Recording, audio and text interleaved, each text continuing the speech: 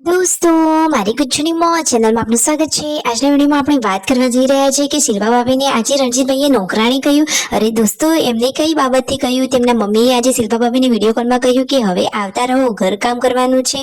અરે ચાલો, હવે કેટલા દિવસે પિયર રહેવાનું છે અને આજે કોની બર્થડે પાર્ટીમાં ગયા, વિડીયો કોલમાં શું વાત કરી અને આજે આ કેવું મશીન લાવી દીધું કે લસણ ઓટોમેટિક ફૂલાઈ રહ્યું છે, એ બધી જ માહિતી મળશે તમને આપણા આ વિડીયોમાં।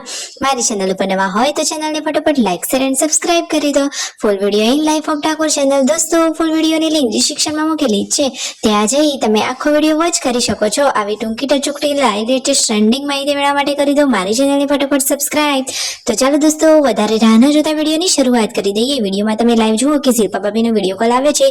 રણજીતભાઈ ખાલી મજાક મસ્તીમાં હસતા હસતા એમને કહી રહ્યા છે કે શિલ્પા, તમે તો નોકરાણી છો, હવે ચાલો, બે નોકરાણીઓ તો આમ પણ કામ કરે છે, તમે ક્યારે આવો છો?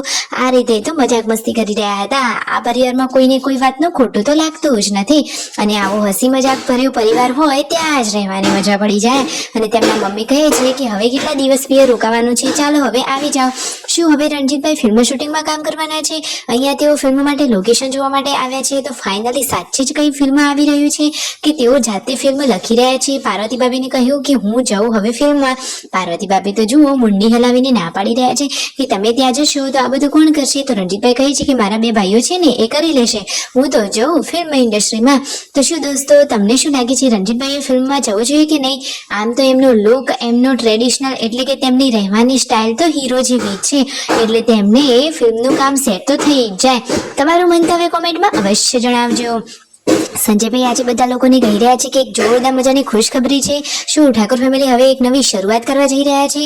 કઈ ગુડ ન્યૂઝ આવી રહ્યા છે? એક નવું કદમ હવે તેઓ લઈ રહ્યા છે। તો દોસ્તો, એ નવી શરૂઆત શું છે, ગુડ ન્યૂઝ ખુશખબરી શું છે, એ તેઓ 2 દિવસમાં હવે જણાવી દેવાના છે। તમારે સૌથી પહેલા માહિતી જાણવી હોય તો ચેનલને કરી દેજો સબસ્ક્રાઇબ અને નોટિફિકેશન તમને ફટાફટ મળતી રહે કે જેથી સૌથી પહેલા માહિતી તમારા સુધી પહોંચે।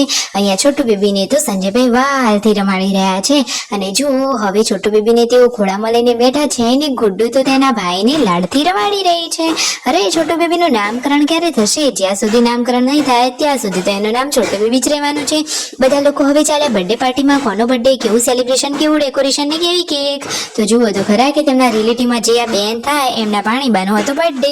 રેડ કલરના ટી શર્ટમાં બેઠા છે એ ભાણી છે વાન્યા, એનો હતો બર્થડે। બધા જ લોકો બર્થડે પાર્ટીમાં પહોંચી ગયા છે ને રાકેશભાઈ તો બર્થડેનું ડેકોરેશન કરવામાં જોરદાર એક્સપર્ટ છે।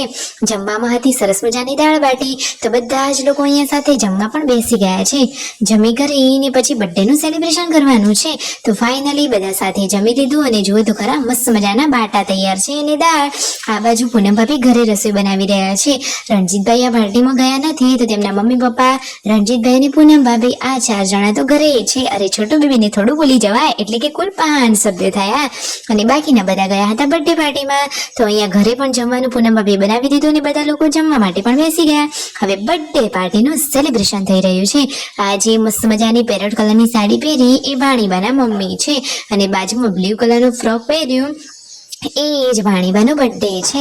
તો ફાઇનલી કેક કટિંગ કરી દીધું, બધા જ લોકો હેપી બર્થડે વિશ કર્યું અને સંજયભાઈને લોકો ઘરે પણ આવી ગયા। પૂનમ ભાભી જમવા બેઠા છે અને સંજયભાઈ પણ એમની સાથે જમી રહ્યા છે। ખરેખર આ તો એકદમ ક્યુટ કપલ છે।